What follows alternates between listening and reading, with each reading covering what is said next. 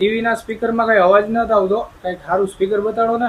આપણી આગળ જોરદાર ખજાનો છે, આમ જોઈ લ્યો, ખાલી માત્ર 200 રૂપિયાથી ચાલુ થાય આપણી પાસે સ્પીકર માં।